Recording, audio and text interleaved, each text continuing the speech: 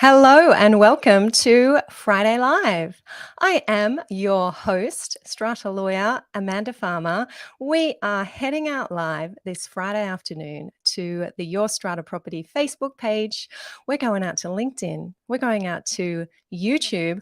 I am here with you for about an hour this Friday afternoon. Those of you who tune in regularly may be able to tell that I am here in my home studio after a couple of weeks of traveling over the festive season. It is back to work. Back to it. This week, I know many of you strata managers, other strata professionals have been opening up your offices again after a well earned break. So, welcome back officially to 2023. It's going to be a very exciting year. We are here today to wrap up our week in Strata. I'm going to share with you what I think have been some hot topics that have been floating around our world for the last couple of weeks. Just because it is the beginning of the year doesn't mean that there isn't a lot happening, which is often the case for us here in Strata land. So, good opportunity to sit down and unpack some of those things. If you are coming on in live, if you're here with me right now, I can see lots of you here on the numbers I see on my end. Do drop me a hello in the comments on Facebook, in the comments on LinkedIn. If you're over on YouTube, I can see all of those. It would be lovely to know that you are here tuning in. If you're catching the replay, I always like to see your hellos as well. Hey, Daryl, Happy New Year to you. Thanks for joining me here today. I'm sure you are hard at work, back at work already, diving into another busy year as a strata manager. Good to see you. Cheryl is here saying hello. Thank you very much, Cheryl. Hello to you. Michelle is saying it is stormy here in Orange Town. Yes, here in Mudgee, we had a huge storm last night, which I think was right across the Central West. I heard from my family who are in Molong that they were having a storm as well. And it's been a bit humid here today. But hey, you can't complain about humidity to Sydney siders. When I spent the last week in Bondi, I really suffered from that humidity. It's easy to get used to the dry weather out here where we are.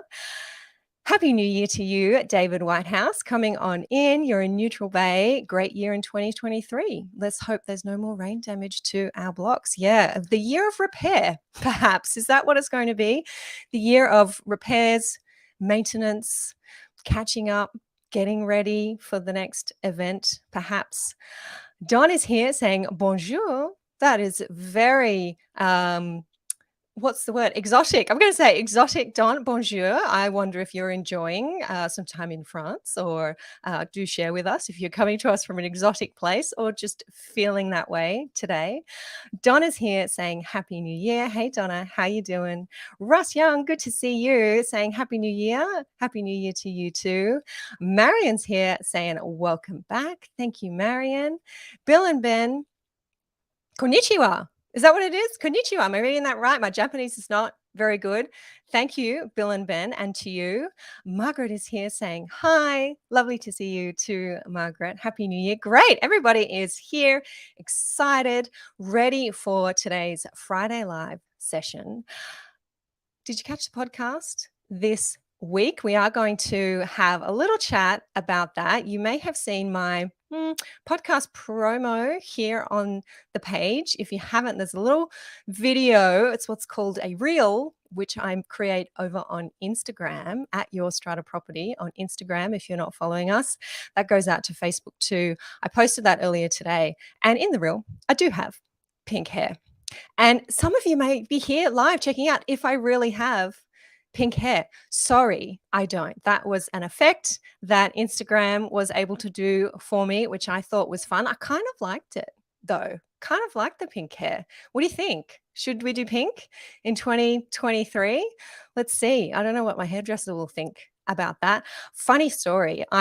Last week, I was putting my little boy to bed. He's 10 years old, and we still have this lovely time where we get to read books before he goes to sleep. We just cuddle up and talk about the day.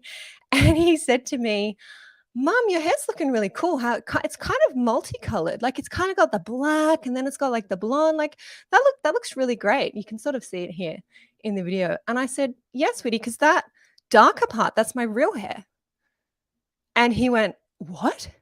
I said, "Yeah, that dark bit, that's my real hair. And then the blondie bit at the top, that's the color that the hairdresser does." And he went, mind blown. "What? That is not your real hair? That is crazy." And he just had this moment of realizing that mommy dyes her hair. Mm, how sweet. And I said to him, "What about when it's platinum or when it's been purple or when it's been brown?" He goes, "Oh, yeah, well, I know about that. But I thought this was your real natural color." Sorry, I had to break it to him. And for any of you out there, I'm breaking it to you too. No, it's not.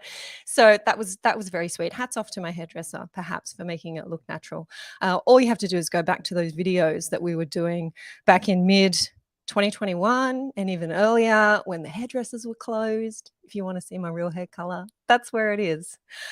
Michelle is saying, "I knew that pink hair wasn't real. You would go for a more subtle pale pink." Do it, would I? Okay, all right. Well, I'm wearing my pink shirt today in a nod to the pink, perhaps. So see if we can get used to it. All right. So, podcast episode. Yes, we're going to get stuck into that. We are going to be having a look at some recent media on electric vehicle charging in Strata. Yes, we're still talking about it. I think we're ramping up that discussion actually about electric vehicle charging, necessarily so. And there is a new resource out there that has been brought to my attention by one of our followers that I'm going to share with you and give my thanks for. We're also going to have a look at the media on smoking on balconies, smoking in Strata. That too has been going around for a few weeks now. And I think there's some important confusion, assumptions to cover off there and to clarify.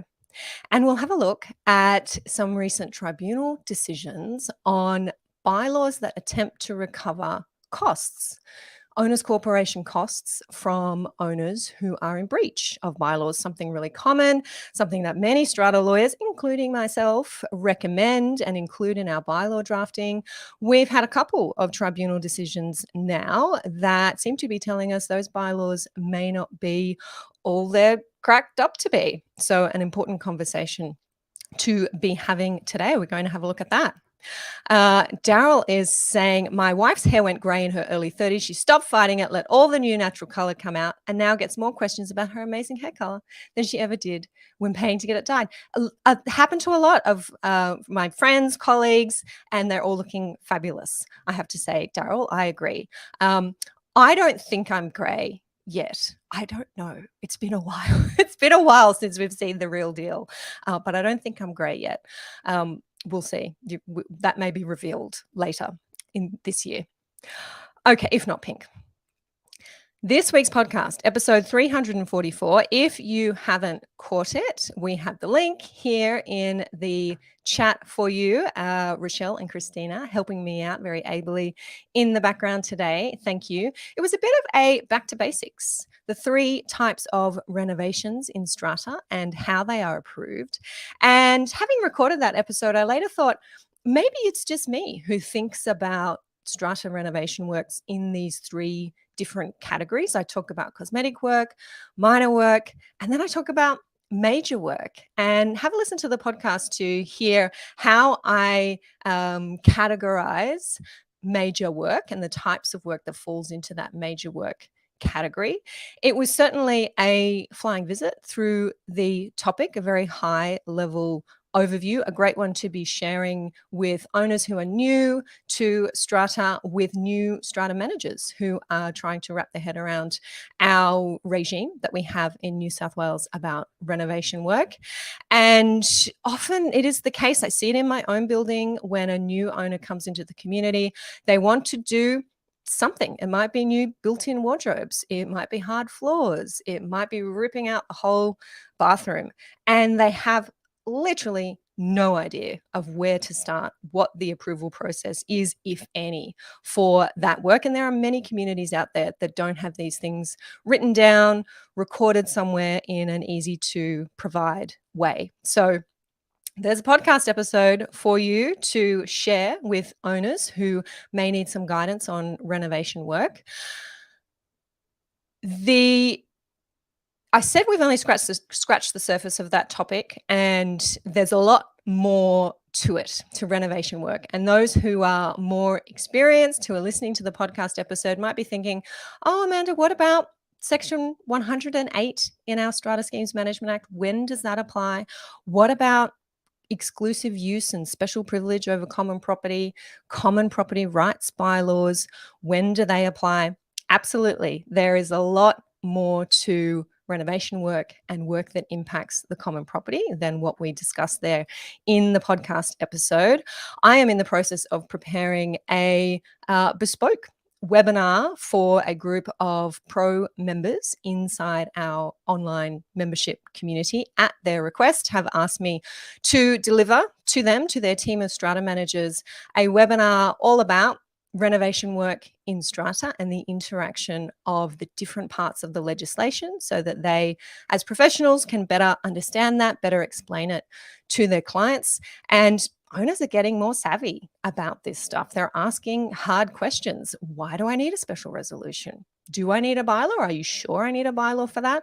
Am I really affecting the common property with my flooring work that I'm doing? Or is my air conditioner really impacting the external appearance of the building? So these questions coming up more and more for strata managers, and clever strata managers wanting to be able to answer those quickly and accurately for their clients. So I have been asked by those pro members to deliver an exclusive training on that topic, which I'll be doing in, I think, a month or so.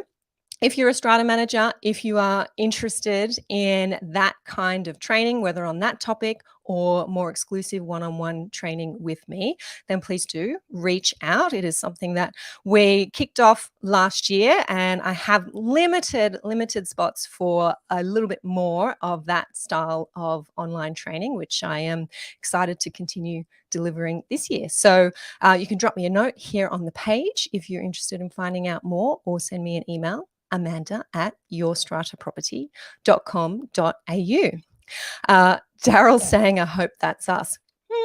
Might be, Daryl, might be. Don is saying, my building renovation rules are extremely onerous, including tiles permitted only in wet areas. Interesting. I have seen that before, Don, and I might be safe to say, look, in my world, I don't think that kind of rule is all that unusual. Tiles only in wet areas, especially in older buildings where sound travels really, really easily. Tiles don't seem to absorb that sound as well as, say, an engineered timber board might be doing with some underlay. So not surprised that you might have that kind of restriction in your building. Adam is here saying, Happy New Year. Happy New Year to you, Adam. I'm really looking forward to the discussion around recovery bylaws. Okay, yes, we will be getting stuck into that, Adam. Thank you for joining us. Just heading back to make sure I've said hellos to anyone else coming on in. So that's this week's podcast episode. Check that one out, episode 344, the 3 types of renovations in strata and how they are approved. All right, moving into some media that there has been over the last few weeks. If you have been offline on a beach somewhere, you may not have caught this. I hope you were. I hope you disconnected and were able to take that time out. But things have not slowed down in our space, and we do have our media interested in what's going on, which I always think is a good thing for sparking discussion, increasing engagement, and understanding about what it is that we do in strata, what strata is all about. And I often find that whether I'm talking to a radio station, a newspaper publication, a television show, I've spoken to a current affair, to the Today Show. If I say I'm a strata lawyer, or I'm lucky enough that the program will give a title under my name that says strata lawyer, I am always contacted by owners who say, I never realized there was such a thing. as a strata lawyer. I didn't know that you existed. So I feel personally a real obligation to be out there, to be talking about strata as best I can, to be saying I'm a strata lawyer, this is what we do, and this is who I advocate for. Because there are many owners out there who just don't know that strata lawyers exist, that there's a body of law called strata law that regulates what we do in our apartments and what we can do and what we can't do. And the more of us that are out there talking to media, I think the better. As long as those comments are accurate, as long as those comments are in the best interests of our entire sector, I think. So the first topic in the media that I wanted to draw your attention to is electric vehicle charging. And over the break, I had some time, as we often do, to look into some topics of interest, to read some books, to look at some websites, to read some articles. And I educated myself, let's say, a little bit more about the climate crisis. And I think these days it's probably becoming less controversial to talk about this on platforms like this one, because I think it's becoming increasingly obvious in our world that we are facing a climate crisis. And we have commitments from governments around the world to reach net zero emissions by 2050. And what my holiday reading and research and podcast listening has led me to is that it ain't looking good. It ain't looking good. And I don't want to be a downer here on the podcast, but what I do want to share is that I will be doing everything that I can be doing to contribute to reaching that goal. And when I think about what I can do as a strata lawyer, as a strata owner, electric vehicles and this discussion around electric vehicle charging is absolutely at the top of my agenda. And it is a fact that electrified transportation is an essential aspect of our goal to reach net zero emissions by 2050. So the Australian Financial Review had an article published by Michael Bleeby. It was 4th of Jan, so it was this year. I've just got it up on my other screen here. I won't share the screen with you, but we do have a link that Rochelle and Christina can post into our comments here. And the title to the article was "The Hidden Threat of Electric Vehicles to Older Apartments." And the topic was not about dangers of electric vehicle charging stations or fires that may be at risk of occurring in basement car parks. It was about the growing demand for electric vehicles and charging facilities, and that our older apartments are at risk of diminishing values, property values, if they can't install the necessary infrastructure, particularly as there are new laws coming into effect this year, 2023. Our National Construction Code is going to have new standards that make charging infrastructure available for all, that's all 100% of apartment building parking spaces for new buildings. So we're going to start to see this real gap between older buildings that don't have these facilities and the new buildings that absolutely have to have these facilities. So it is something that I am going to continue to talk about, to talk to my own community about. I'm in an older style, late 1970s block. We don't have electric vehicle charging, and it ain't even, I'm going to be honest, it ain't even on the agenda yet. There are a few other things that are considered priorities at this time. So I am sympathetic to those of you who are in a similar position, but it is something that we absolutely have to start thinking harder about. I want to remind you of the excellent resource that our New South Wales government has, making a website, making your strata building EV ready. I'll post the link here to that website, or Rochelle and Christina will do that for me. Head back to that when you are talking to your committees, if you're a committee member wanting to find out more about the steps to take to start thinking about, start implementing this infrastructure in your building. That website has some really helpful information. I've talked about it before. I've gone back and had a look at it today. It's all still there. It's all still relevant. So don't forget, you have that resource there. Now, before I leave this topic, I want to give a special thanks also to Jane Hearn, who was in my inbox earlier this week, I think, or late last week. Jane, I don't know if Jane has this position anymore, but Jane was previously the spokesperson for the Owners Corporation Network, the OCN, and has done a lot of good work with the OCN. And Jane is one of those people. She may be tuning in today, as she often does, who's always on top of the research, on top of the resources when it comes to improving our Strata experience. And Jane sent through to me the position paper produced by the Australasian Fire and Emergency Service Authorities Council, AFAC. Hadn't heard of AFAC before. Apparently, this is the Australian and New Zealand Council for Fire, Emergency Services and Land Management. It's a collaborative network of agencies that supports the sector to make communities safer and more resilient. And in response to some concerns against the media about the possible dangers, fire dangers of electric vehicle infrastructure in our residential apartment buildings, AFAC has produced a position paper that sets out what their approach is and what they recommend to stakeholders, which, by the way, include strata managers, include strata lawyers, include owners and committee members in strata, what they recommend your approach is to the installation of electric vehicle infrastructure to ensure that it is as safe as can be and that you reduce the risk of fire and hazard, and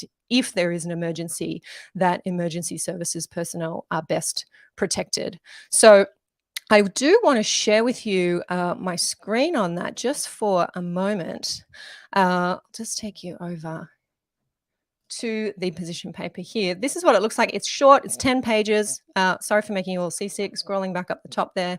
We have a link to it here in the Facebook comments and on YouTube. Electric vehicles, equipment in the built environment, that is, environments in which we as strata dwellers are all living. And just head back. What I wanted to draw your attention to is page 8 here, the summary of recommendations. That's page 7. Considerations for electric vehicles and electric vehicle charging equipment within the built environment. All buildings are unique, says AFAC. The considerations below should be discussed with the relevant stakeholders, including fire authorities, during the planning and design phase for the implementation of electric vehicle charging equipment and the introduction of EVs within the built environment. And there's a list there of considerations to have front of mind when you are looking at the installation of this infrastructure. You want to look at the location of that infrastructure. You want to establish that there is appropriate fire resistance applied to building elements. I won't go through all of those dot points there, but that is essentially the crux of that document for you as strata managers, as owners, to be having a look at. And don't forget, I mean, I don't know how many buildings who are installing EV infrastructure now, or owners in residential apartment blocks are actually thinking about these issues. In the paper, it does say that there's been low risk and low incidences of hazards and fire issues in our apartment buildings, but that's not to say that we shouldn't be prepared as we see a rapid increase in the installation, in these types of installations. We need to make sure that we are doing everything as safely as we can. So good resource there. I think we're going to see more of this coming out, possibly from AFAC and from other agencies, but a good starting point there in this position paper. So thank you, Jane Hearn, for bringing that to my attention. I hadn't seen that one before, and if I haven't seen it, I can only guess that perhaps some of you haven't seen that either, and that might be helpful for you to be sharing with your communities. Okay, other piece of media that I wanted to cover off only briefly, because we have talked about this. We have talked about this a fair bit. We started talking about it first, I want to say, first on the podcast and then here on live. Smoking in strata, smoking from balconies, smoke drift from balconies. Brenton Pittman and Lynette Cartwright had a win in the tribunal October last year, obtaining orders that their neighbour below them cease smoking on their balcony and not smoke in a way that causes any smoke, cigarette smoke in particular, to drift from their apartment to Brenton and Lynette's apartment. And towards the end of last year, around the end of December, there was a front page article in the Sydney Morning Herald. Journalist Caitlin Fitzsimmons had met with Brenton and Lynette, had a chat to them about their experience, and had published that in the paper. There were comments there from Stephen Brell, president of Strata Community Association, and also comments from myself about what the current law is, what this decision might mean for owners in a similar position in Strata, and whether we thought it was appropriate that there should be bylaws in place that ban smoking on apartment balconies or smoking full stop in our residential strata buildings.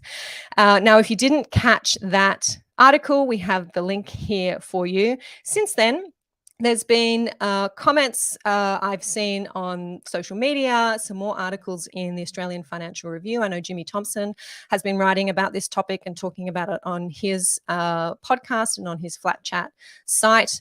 And what keeps coming up again and again, and I feel is necessary to address, is whether, because we can apparently now restrict smoking on balconies, are we also going to restrict barbecuing? And are we going to be able to prevent cooking smells from drifting from one apartment to another? And I did have a chat with ABC Sydney Breakfast Radio last week, and the producer had given me a heads up that this is something that Josh Zepps, the host that day, wanted to talk about. Of course, as with radio and TV, you don't always get to talk about what you think you're going to talk about. So I wasn't able to address this topic of whether barbecues are now going to be banned, or there's room for owners to seek to ban barbecues on balconies. But my short answer to that is this. That is, I believe, a little bit alarmist. What we need to remember is that Brenton and Lynette's case was a case about nuisance. They brought their claim saying that their neighbour was causing a nuisance. And in New South Wales, Queensland has very similar legislation. One occupier cannot do anything on their lot that would cause a nuisance or hazard to another occupier. And if we look at the legal definition of nuisance, it occurs where the actions of one person substantially and unreasonably interfere with another person's normal use of their own property. Now, I want you to hold that definition, that legal definition of nuisance, in your mind. I'm going to come back to it. But when we consider exposure to tobacco smoke, to cigarette smoke in particular, it is beyond a shadow of a doubt. And I say this as a lawyer, not a doctor, but the tribunal in Brenton and Lynette's case made this finding as well. It is beyond a shadow of a doubt that there is no safe level of exposure to tobacco smoke. And that is, in my view, what pushes cigarette smoking in particular, and I'm going to put vaping in that same category, to the level of a nuisance or a hazard, and it opens the door to it being banned in a residential strata context. Now, the same cannot be said of cooking smells. There are safe levels of exposure to cooking smells, barbecuing, whatever the result is of barbecuing on a Friday, whether it's the smell, the smoke drift, it is not in the same category as the harmful effects of tobacco smoke. So if we can remove those, separate those two items along those lines, cigarette smoke bad, barbecue cooking smells, it's okay. It happens a couple of times a day, perhaps. Not like Brenton and Lynette's case, where they were exposed to up to 60 incidents, I think, of smoke drift in a day, and that was causing problems for their health. So two very different things. As to whether there should be a ban, Brenton and Lynette were calling for a statewide ban on cigarette smoking in residential strata. I do think that there is something wrong with the system that we currently have when it requires people like Brenton and Lynette to spend years and many thousands of dollars in litigation to ensure that they have a safe and a healthy home.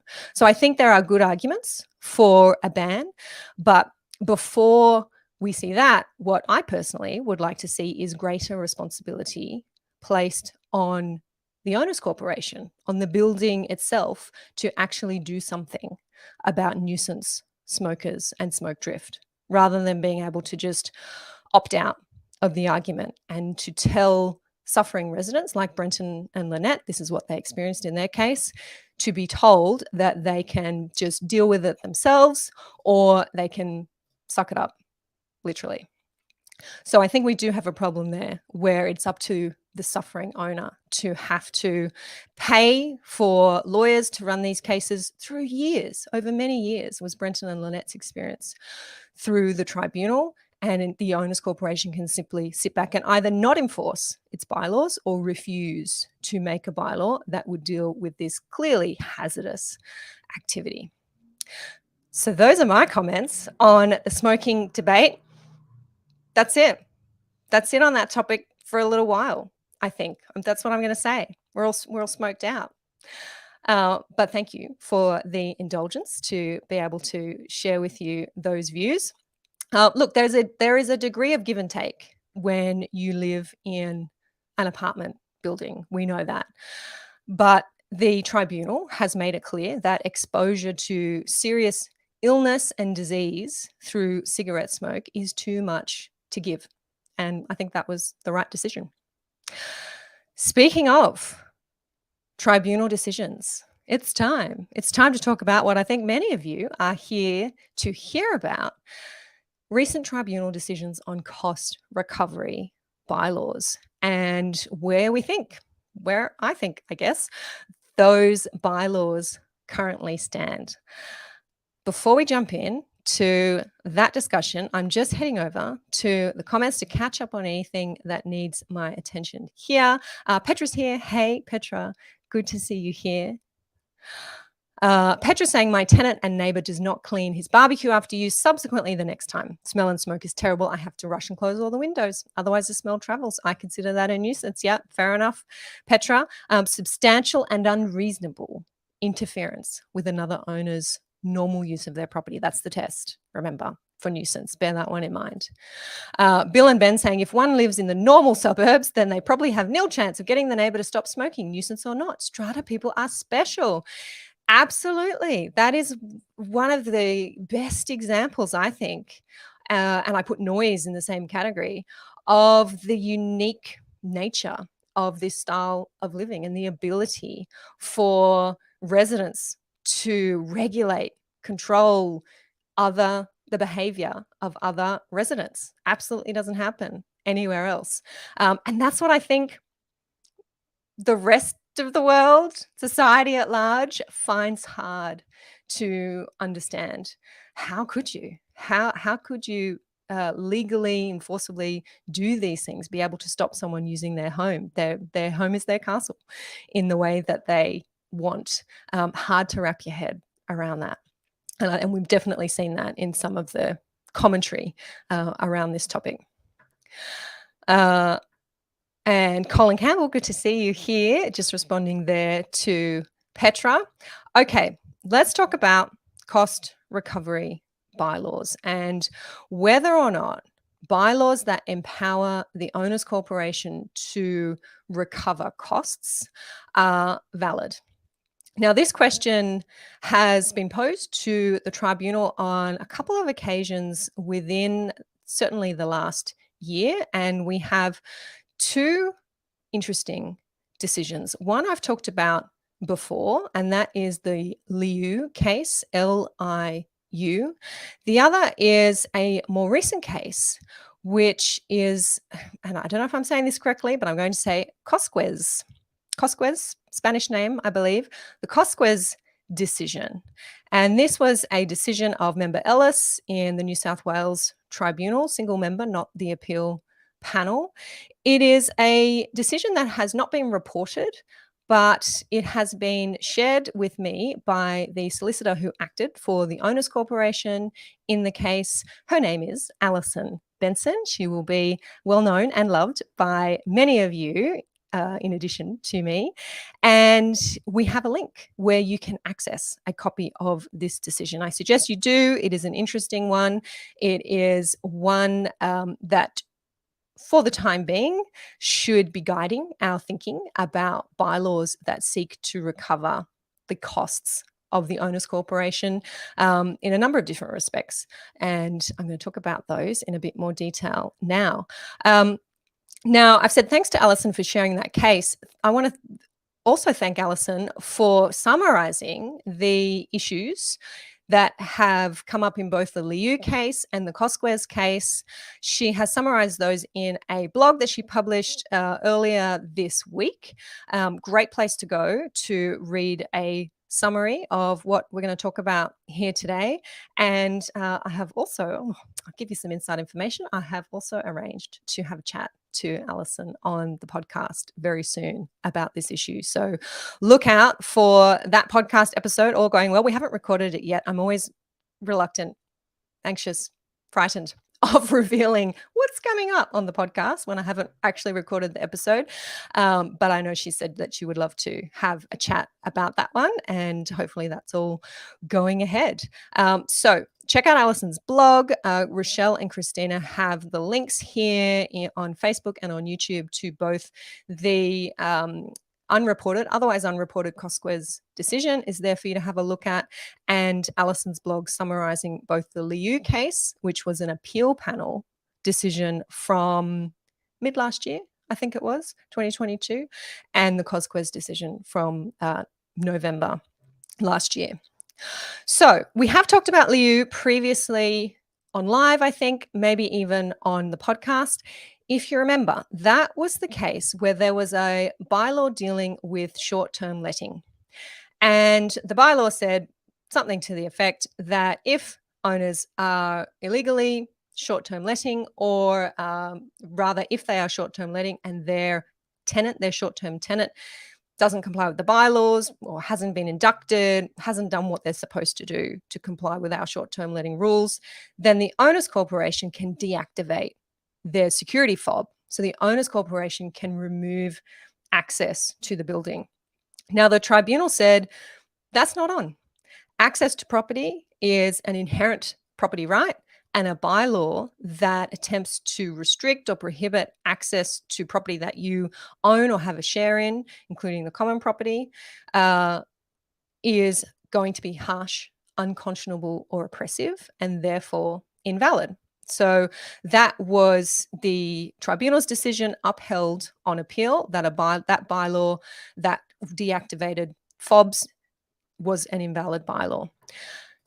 Also, the second issue in Liu was whether the bylaw could recover costs from an owner who was in breach of the bylaw. There was a clause in the bylaw that said any costs and expenses incurred under this bylaw for dealing with your tenant's breaches, those costs can be recovered from the owner. And the words in the bylaw were, they can be recovered as a levy debt. So recovered in the same way that levies are recovered. They can be placed on the owner ledger. They can be charged 10% interest. We can then issue a letter of demand. We can then go to the court and seek a judgment against you for unpaid levies. It's as if the charges and expenses become levies. That was the way the clause was interpreted in the tribunal. And the tribunal said, an appeal panel agreed, that that is not on. We can't be recovering costs and expenses as if they were levies or as if they were levy debts. So that entire bylaw was held to be invalid. The offending clauses weren't cut out. The entire bylaw was held to be invalid. So that Owners Corporation no longer had a bylaw that dealt with short-term letting at all. That was the Liu decision, and we have talked about that one before. And I've specifically talked about being careful in bylaws and in bylaw drafting that the clause that we all put in strata lawyers put in, owners corporations rely on, about recovery of costs, that you don't say something like recovered as a levy debt, or you even have to be careful saying, I think, recovered as if it were a levy. We need to be a little bit more careful about how we draft those clauses in bylaws. At least that's what I was saying last year. This new decision reaches even further, I think, and I know from reading Alison's material, she agrees with that. The new decision, Cosquez, not an appeal panel decision, single member of the tribunal, but as I understand it, no appeal being lodged against this decision. In that case, there were 3 bylaws that were challenged by an owner. One of those bylaws was an occupancy limits bylaw. So in New South Wales, we can pass these bylaws that limit occupancy of a unit to no less than 2 adults per bedroom. This particular bylaw limited occupancy to 2 occupants, 16 and over, I think were the terms in the bylaw, per bedroom per lot. And that bylaw said that the lot owner indemnifies the owners corporation. So the lot owner will cover, will reimburse, will ensure that the owners corporation is not exposed to any expenses that may come out of any legal proceedings involving a breach of the bylaw. Fairly common clause. Now, the tribunal found that the bylaw was invalid. It found that the wording in the bylaw wasn't strictly in line with the occupancy limit provisions in section 137. But for today's purposes, what I want to focus on is that the bylaw was also considered to be harsh, unconscionable, or oppressive because it removed the ability of an owner, apparently, to challenge the amount payable for costs. Essentially, those costs were predetermined by the owners corporation. Because of the broadness of that indemnity, the costs that the bylaw said the owners corporation was going to recover from the owner were the precise costs that the owners corporation had incurred, dollar for dollar. There was no question of whether those costs were reasonable or reasonably incurred. The bylaw simply said if the owners corporation incurs costs, then you got to pay them, lot owner. And remember, these are costs incurred if the lot owner is in breach of the bylaw and was renting out their apartment to 12 adults, a 3-bedroom apartment to 12 adults or something like that, having twice as many adults in the property as they should have.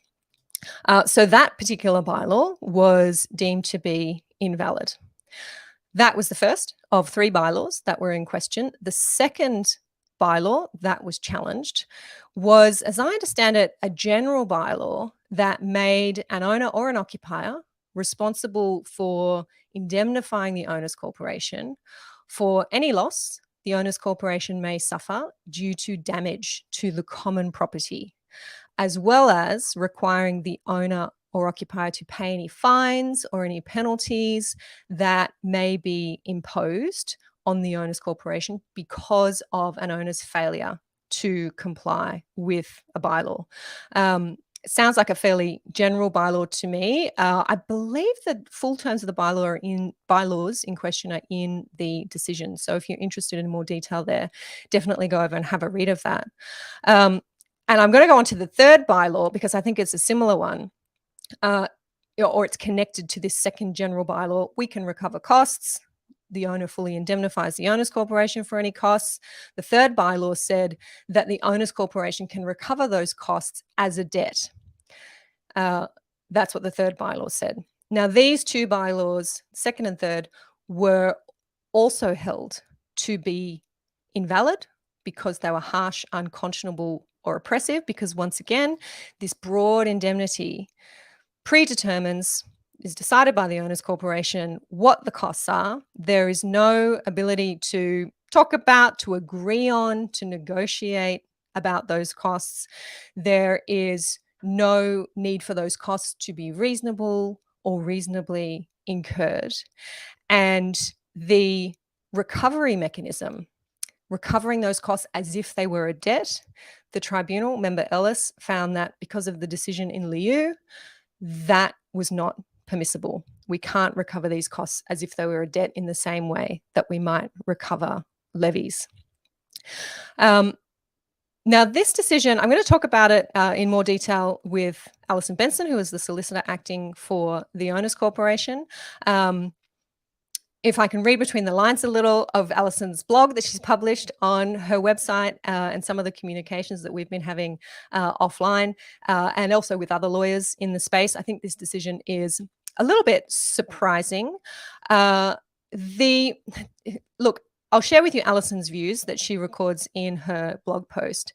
From her perspective, the Cosquez decision means that a bylaw that allows an owners corporation to charge a fixed amount or a full indemnity, regardless of whatever those costs are, to charge those costs onto a lot owner who is in breach of a bylaw, that would be invalid. But there is a possibility that if your bylaw says something along the lines of the owners corporation may charge or recover a reasonable fee in order to meet the owners corporation's actual expenses, that type of clause may not be invalid. So the essential part to be introduced here into these cost recovery or enforcement costs, I call them bylaws, is that costs be reasonably incurred and they be reasonable in nature. And that we be very careful, as we know we've had to be after the Liu case, not to refer to these costs and expenses as if they were levies, treat them as if they were levies, and treat them as if they were a levy debt. We have to separately identify them as costs and expenses incurred in enforcing bylaws and taking those steps to deal with a lot owners breach of bylaws and any costs that may arise because of that. Now, I have approached this discussion on the basis or with the assumption that many of you, if not most, will be familiar with what I'm talking about when I refer to enforcement costs, cost recovery on breaches of bylaws. For those of you who aren't, sometimes an owners corporation, when a bylaw is breached, an owners corporation will suffer some kind of loss, will have to pay some kind of costs. A good example is when the fire alarm gets set off in a building. A more modern building might have a fire alarm that's connected to fire services, and because perhaps someone's smoking on the common property, and there's a bylaw that says no smoking on the common property, the fire alarm gets set off. Immediately, the fire service comes out and attends the property as they should in an emergency. No emergency, false alarm, somebody smoking in breach of the bylaws. Immediately, that building gets a bill, and I think it's around $2,000, the bill from the fire brigade now. And the owners corporation wants to be able to say, oh, hang on, the owner of lot 57 was smoking on level 12, and we've got CCTV footage, very clear, that's what set off the fire alarm. We want to charge that cost to the resident in lot 57. And as strata lawyers, we've always said if you want to do that, then you need to have a bylaw that empowers you to do that. What we're hearing now through the Liu case last year and the Cosquez case towards the end of last year is that we need to be even more careful about the way we draft these cost recovery clauses. And I think for the fire alarm call out example, if you do have a fixed fee that is being charged from the fire brigade to the owners corporation, that is something for which there is an invoice. It's very clear what the amount is. The owners corporation is not profiting from that. Owners are well aware through the careful drafting of the bylaw, that they will be charged only that amount that is incurred by the owners corporation and having to pay that penalty. Maybe that will be okay. Other situations where the building manager may be called out after hours to deal with a tenant that's moving in or having to open up the loading dock for a move-in, maybe there's a fee that is attached to that. But these general clauses, general indemnities, attempts to recover legal costs that may be incurred by the owners corporation in sending a notice to comply and commencing penalty proceedings. That is something that in Cosquez, member Ellis made quite clear was objectionable and was outside of the boundaries of our strata law, because he said it's the role of the tribunal to order legal costs. It's the role of the tribunal to determine whether there are special circumstances in a set of proceedings where legal costs should be awarded. It's not for an owner's corporation to say, just because you, lot owner, have breached the bylaw, then we should be, as an owner's corporation, immediately entitled to charge our legal costs on to you. So interesting, and it will be even more interesting to see how our strata legislation hopefully might deal with this issue. Because if you remember, in New South Wales, we are in the middle of, I'm going to say middle, should be at the tail end, but I think we're in the middle of a statutory review, a review of our strata legislation. And this issue, I believe, was actually on the original discussion paper. And we are hopeful, in discussions amongst strata lawyers, we are hopeful that this issue will be dealt with in legislation by having a discrete section or an amendment to an existing section of our legislation that says that an owner's corporation may recover these types of reasonable fees, or may make a bylaw that makes it clear an owner's corporation is empowered to recover these types of fees. And I know there have been submissions made to our lawmakers requesting that this kind of amendment be made to clarify some of these, look, I'm going to say from my perspective, some of these unsatisfactory aspects of these decisions that are made based on their facts, based on the law that we have available to us as it is. But we do have the opportunity in this statutory review to clarify some of this and ensure that there is some reasonable, fair way for owners' corporations to recover costs from the appropriate place. I come back to my fire alarm example, and I invite anyone here to challenge the fairness or the reasonableness of that kind of a system if you can prove that there has been a cost incurred through the action of an occupier. I think that cost should be payable by that occupier. In my email that I sent out inviting you to attend today, I said that these kinds of bylaws, recovery of costs, enforcement cost bylaws, or these clauses in bylaws can be, and I think have proven to be, very effective mechanisms for owners' corporations to ensure bylaws are complied with. Because we know very well how hard it can be to go through the tribunal process. Yes, we have the legal framework available to us. I talk about it all the time, how we enforce bylaws, how and why we issue notices to comply, how we get that right, seeking penalty orders. And I'm the first one to say, please follow that process. Don't not do it because it's hard. Many owners corporations in the position of needing to solve hard problems have done that by following that process and enforcing their bylaws. But often it is just too hard, and it shouldn't be. It shouldn't take years. Cases shouldn't go around in circles. Cases shouldn't go before the tribunal, then to an appeal panel, then back to the tribunal again when bylaws are being challenged or sought to be enforced. So if we can have these other mechanisms clearly set out in our legislation that help our owners corporations to ensure peaceful communities, and that's what this is all about, everybody living as best they can in harmony with each other.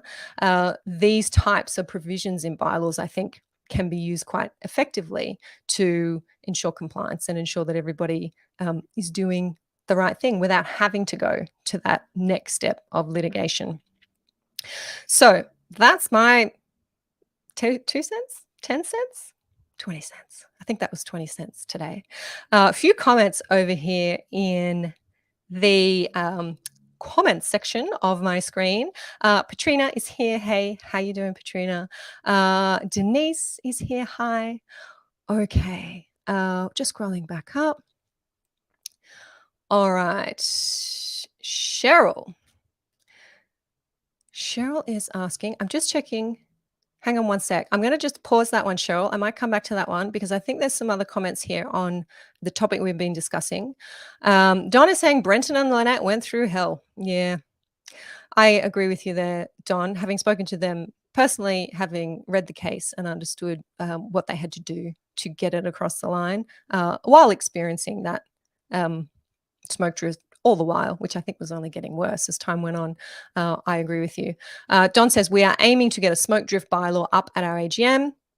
Barbecue's not allowed already. Oh, Don, I know you posted earlier saying you had some quite onerous, was your word, um, restrictions in your building. Barbecue's not allowed already. Oh, I'd like to know more. Is there something specific about your building where barbecues might be a hazard? Let me know. I haven't heard that one before. No, I don't think I have heard that one before. Mavis is saying we had an owner who tampered with a fire door that caused the door to be rejected at a fire inspection. Another good example, I think, Mavis, of where owners, occupiers may be doing things that are just blatantly um, wrong, annoying, unsafe. And if you can prove it, I always come back to CCTV. If you got the footage, if you've got someone who's seen it, if you've got the photo, if you've got the affidavit, whatever it is that you need to be able to prove that this owner has caused that additional cost for the owner's corporation, then I think there should be the ability for an owner's corporation to recover their reasonable costs of fixing that problem that they shouldn't have had to face. Mavis says we passed cost of replacement only to the owner. It was paid, but very acrimonious. No additional fee was imposed. I'm interested if you had a bylaw, Mavis, that regulated that process or dealt with that process and what the terms of that bylaw were, whether they were controversial at all. Colin saying the trick here is one call is free. So who gets that? Devil in the detail. Oh, are you saying, Colin, the fire brigade call out on a false fire alarm? One call is free. Yeah, I didn't know that. You'd be a lucky occupier then if you got out of it because yours was the first false alarm. Because I think that's the point. I think that's the point where the tribunal's coming from to say, well, you can't have this overarching bylaw that says you're going to be charged this fee. It becomes a penalty if the owner's corporation hasn't actually incurred a fee or doesn't actually have an expense that it's going to face. So we do need to be careful about just saying you set off the fire alarm, you're going to be charged $2,000. That's not going to fly. You're going to have to be very clear in your drafting that this is an actual expense being passed on, I think, to the owner. And I don't want to be too confident in saying even that will fly. This needs some careful consideration. And absolutely every building, if you have a cost recovery bylaw, an enforcement cost bylaw, you need to be looking carefully at how that's drafted. If you want to enforce it, some of you might be doing just fine having those bylaws there and on the record, and they may be having that compliance effect that I was talking about without having to actually rely on them and go to the tribunal. But the minute you do, and it might be a large expense by that stage, you want to make sure that you've got a good solid document to fall back on. And I do encourage buildings out there to go and have those bylaws reviewed by a strata lawyer who is well across this case, these recent cases, and the current state of the law. Donna is saying the Act has to be changed and should have been years back. It's not fair that all owners should be responsible for one person's actions. Yep. Well said, as usual. Thank you, Donna. I haven't said hello to Emiliana. How are you doing, Emiliana? Peter is here too, saying hi. Hey, Bridget, how are you? Good to see you. Okay, few questions there that I will not have time to get stuck into. But as I always do, I will be back to this page, not in the next hour. Those of you who are used to coming to Friday Live, you might have heard me say, when I sign off, I do tend to go back and rewatch.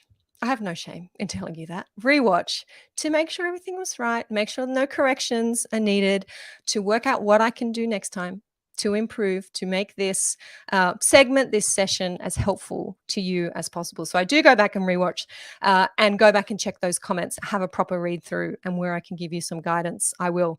Won't be doing that straight away now because I have a date. I'm heading out to have drinks with a friend here in Mudgee, which is really exciting. I hope I can share this with you. I'm going to ask her if I can share this with you because she's a pretty cool chick, and she happens to be living here in Mudgee. Now, two cool chicks in Mudgee. Can you believe it? And we have connected. She is from Sydney. She has a business. She is a video marketer. And we're going to have a drink. And hopefully I can let you know who she is, share some of her goodness with you. But if you see a dramatic improvement in my videos sometime soon, you might know that my new Mudgee friend has something to do with it. Just putting it out there. I am going to sign off for this evening. I will be back not in the next hour or so, but maybe later tonight. I'll be back to have a look at all those comments that are still coming through. Thank you so much for joining me here on Friday Live once again.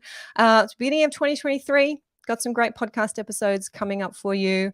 I will be here either with a long Friday Live session on a Friday afternoon or with a shorter Ask Amanda Now session on a Friday afternoon. That's how we roll here on the Facebook page. I'd love for you to continue to join me. Have a fabulous weekend, everyone, however you are spending it, and have a great week in Strata next week. Catch you next time.